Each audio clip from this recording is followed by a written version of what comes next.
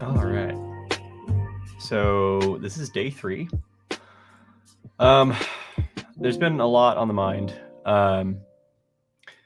So I've got 3 main things that I've been thinking about a lot today. And those are figuring out how to get organized again.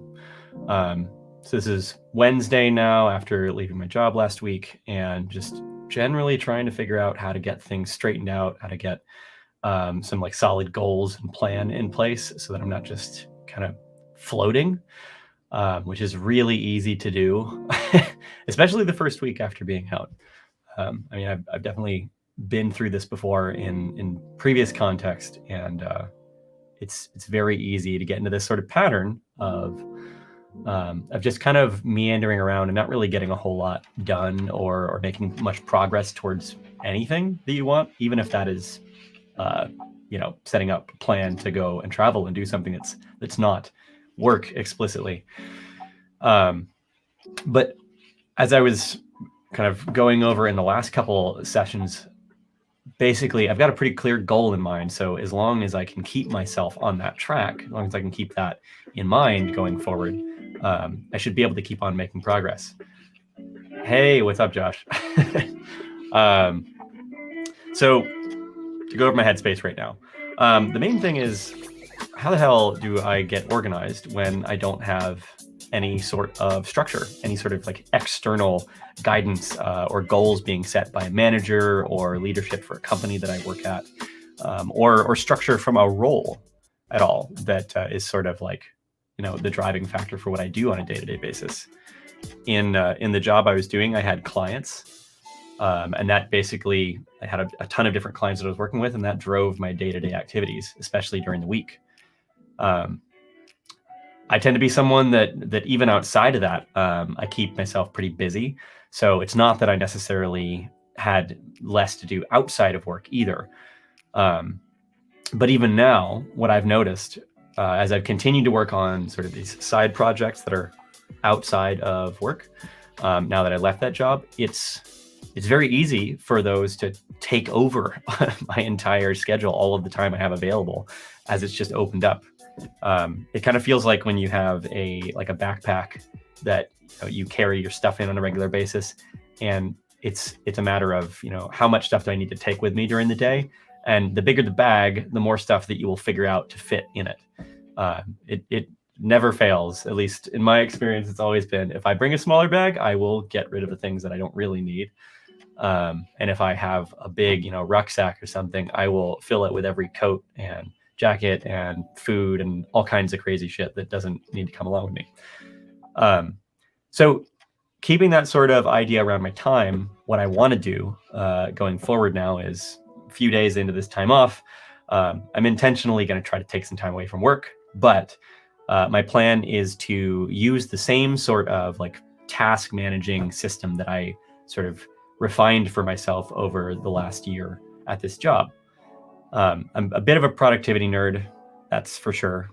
So I've gone through a million different iterations of doing this kind of thing, and I've been through using like Trello and a million different project management apps and that sort of thing. But the simplest form of what I've kind of narrowed down to now is a Kanban style board. I use an app for it that's called Notion, but that doesn't really matter. I think you could totally do this in something like Trello or whatever. But this is what I was using for work to manage, like 13 different clients on a weekly basis, and all of these different meetings and timeframes and conversations that were ongoing with different people. So if I can do it in that setting, I can definitely manage my own life in this context outside of that job. So just like quick overview to remind myself and give some context on what that is. It starts with a Kanban board. Tasks go in vertical stacks. Probably most people are familiar with that. But the columns that I tend to use are basically a needs clarity first. And that is essentially the catch-all bucket. If anything comes to mind, if any random task or idea or thing that I feel like, oh, that's something I need to do, or some sort of chore that needs to get done, or something that a person asked me about, it goes in there. Unless I like really have a good idea of what that task already entails, and it's going to take longer than, I don't know, the next 15 minutes to knock out, in which case, don't even bother, just go do it. That's the ideal. Everything goes in needs clarity. So then next after that, you've got that on far one side, and then right next to that, you take things that you've actually defined and you know what's going on with those, you know what you need to do.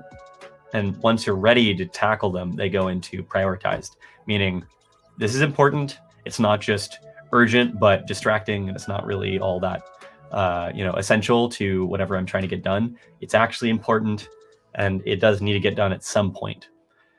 So that is like prioritized. Needs clarity, prioritized. Then after that, I've got next up. Next up is essentially, it needs to get done sometime this week, sometime within a reasonably timely manner. I was diagnosed with ADHD when I was like first grade, and I took medication for it for a long time, and then I stopped, halfway through high school because I was just kind of determined to figure out how to get off of that. So I've had to come up with all kinds of methods over the years. And things like this have been really effective, particularly treating things as either it is important and it's urgent, or it may feel important right now, but it's not actually that important. So like that needs a place to go. So if it's important right now and it's urgent that it gets done within the near time frame, so like the next few days, the next week, I put it in this third column. So like right here in the middle, next up. So now you've got needs clarity for things that haven't been defined yet, then prioritized for things that you know what you need to do and you know it needs to get done at some point. And then you've got next up, which is that's really like your backlog. That is your near-term shit that needs to get done. And then the one that is really helpful for me is focus. And that, if you were to simplify this down to like to do, doing, done, like in Trello, focus is your active list. That is essentially where you put the few things that you're actually trying to get done today.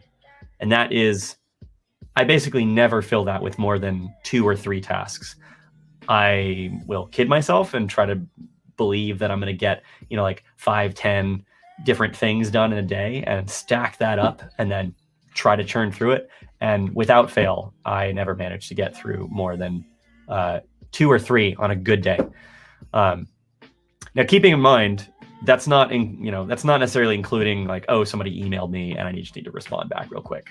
Or I need to give somebody a call because, they just let me know about something. And so I'm just going to like reach out to them. Essentially, anything that goes on this sort of task system is something that takes longer than 5-10 minutes to knock out. So that's kind of where all those things goes. Obviously, there's like a completed, like once you're done, but it's not really that important. Once I'm done with it, I throw it in there. And so here's the kind of important part. As I'm going through this list, you end up with a sort of upside down, like signal bars for your cell phone. You get a really long list over here, a slightly shorter list in prioritized, even shorter in next up, and then a very small amount of things that should be much more digestible in your focus for the day. The important part in this, and what I have not done since Friday last week, is to go through and actually update all of these. From time to time, I'll get completely overwhelmed and there's just too much shit happening all at once. There's too many tasks in here. And in the past, when I've had a system that just doesn't work very, very well for me, maybe it's just too prone to ending up completely stacked with things that are nice to haves or things I wish I would do. Essentially, after a month or two of ignoring it, I just start completely fresh and swipe that entire task board off. And then I'm like, okay, today is the day that I'm going to get organized and fix my life and get everything straightened out. But without fail, it consistently, like that always happens. So what I've found is that this sort of like card system needs, you need a method in there to kind of sweep the slate clean on a regular basis and essentially allow yourself to say, half this shit doesn't matter anymore because it seemed important a month ago and it is completely irrelevant to anything I'm doing now. So basically, in an ideal world, and I probably sometimes I keep this up to date every few days. Sometimes it takes 2 weeks for me to actually go in and get it back cleaned up and whatnot. But it doesn't take that long, and that's the key. What I'll do is maybe at the beginning of the week, I'll go through and essentially look over everything that's in focus, next up, prioritized, and then needs clarity. And needs clarity, as I said, that's like the catch-all, unless it literally doesn't matter. Everything over here from the focus all the way down, you just like sweep it back into needs clarity. Basically, if it's no longer relevant immediately, or the timing has changed, or there's just other things that have come in and are more important, you sweep it back and essentially give yourself the excuse to put it all, like get it off your slate again. What you'll start to see, and what is really good for me as an ADHD brain, is that it will regularly tell me when a task has been on there for too long, and I keep seeing the thing over and over week after week, and it's been like 2 months and it's still not done. I'm like, all right, that's clearly not important anymore. So eventually, when things get that irrelevant, they go in, they get swiped off the board entirely. I kind of archive them away, essentially put them in a figurative parking lot. That way, you don't even have to feel bad about deleting them. They're still there, but you just hide them away, get them out of your face. They don't need to be on that board anymore, and they won't build up a bunch of cruft and make that board overwhelming over time, so that you have to constantly reset and swipe the slate clean and do something completely different. And wonder why you keep on having to periodically like reorganize life. The reorganization part still happens as I'm having to kind of think through right now, but this gives me a sort of pretty consistent formula to do it by, so it speeds things up. So that's the first thing that needs to happen. Everything that I was doing before was kind of kept on a board for work, and then I had a separate board for like life stuff. A friend of mine brought up a really good point recently that, you only have one brain. Even if you have a work life and then a personal life, they don't keep separate task systems for both, because then it's really easy to just neglect one or the other when you're too focused on the other one. So what I need to do now is essentially swipe the slate clean from all of that past work stuff, go through all of the cruft that is left over on my neglected personal board, and just make that the only one that I look at going forward. So yeah, that's like the immediate next thing on my docket. If the first day was deal with the existential crisis of what the fuck do I do now? And then day 2 was getting my goals sort of realigned and actually figuring out, okay, the priority here is go back to school to studying cognitive science. That's like the general pursuit. So everything going forward now is in support of that. Today is thinking about, okay, so apply for schools, financial aid, all of that, rigmarole of obstacles in the path to just getting into classes again and getting some credits under my belt again that are not 10 years old. Those things are all sort of in service of the primary goal. And then there is financials, which is, again, supporting it. It's not the goal itself, but the ideal is that I, manipulate it and sort of massage the work that I'm doing slowly towards being more aligned with this sort of immersive tech cognitive science domain. So I think I've got my head straight on that, at least for right now. So I'm ready to kind of go through and start structuring things and actually point towards that goal. And that was the important part, is that I actually knew what I was trying to accomplish in the first place. It's really easy for me, and I think for many people, to fall into this trap of getting overwhelmed by the transition between the super structured lifestyle and then trying to kind of strike out on your own and do your own thing. And I've tried it before. I've done it for a couple of years at a time before. For my personality, at least, it's good because I like that. I kind of like the spontaneity of that lifestyle. It's not necessarily for everybody. But if that's something that you're into as a person, I mean, it can be very fulfilling. So it's kind of the thing that I've elected to try to go towards. I may ultimately have to go back to a full-time job, but that it's is it in service of going, pursuing this field? Is it in service of supporting myself as I get there?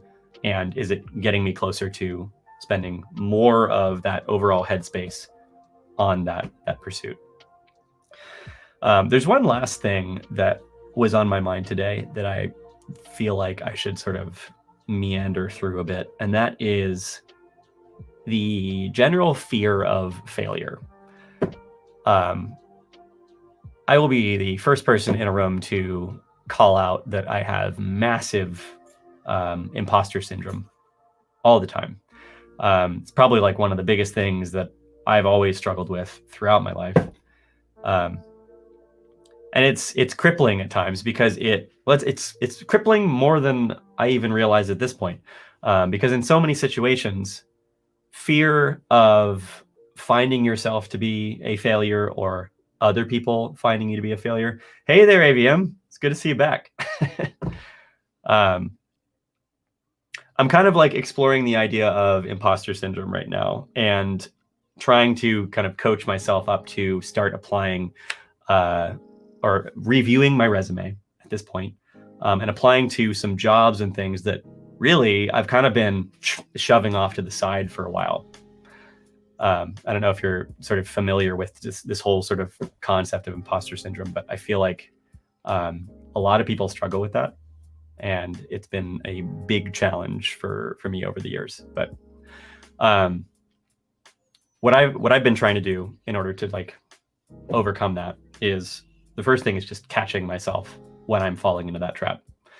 An example that came up today is a friend sent me a job posting. This company has been looking for a particular position for months now. And I had been talking about doing this particular kind of work because it's more in line with like cognitive science, the field I'm trying to go in. It's relevant to AI, and better understanding, like how those different sort of models and things that you can build within the domain of machine learning are actually working.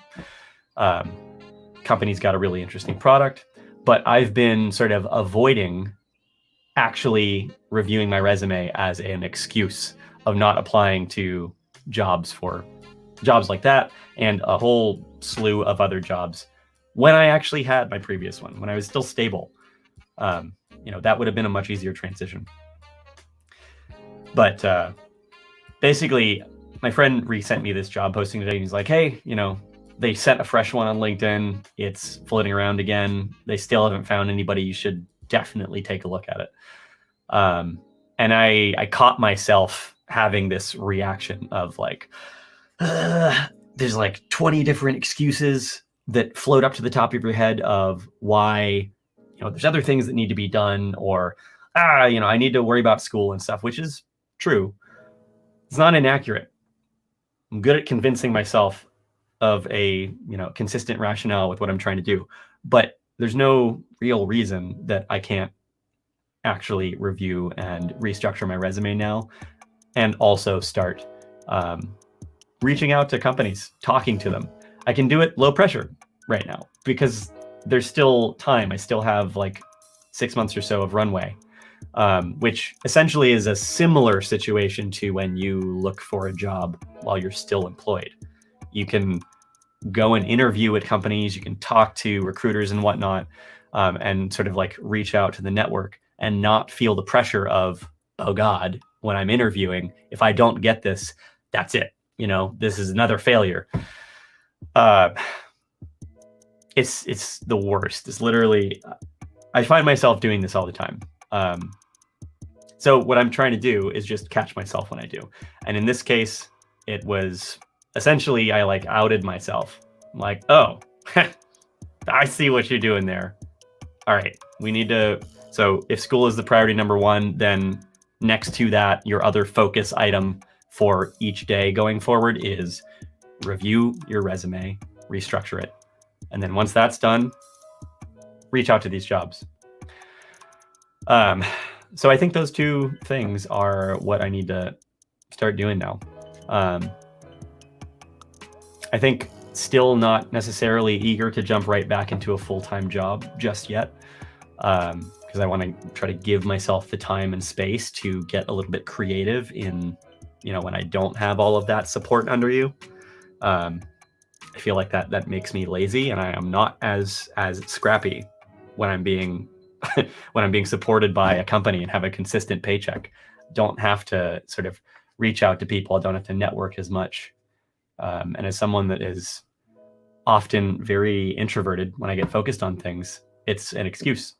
So yeah, that's basically what's been on my mind today. I'm glad you all jumped in. Josh, it's really good to see you. AVM, it's good to see you back. But I will check back in tomorrow and we'll go from there. Thanks, guys.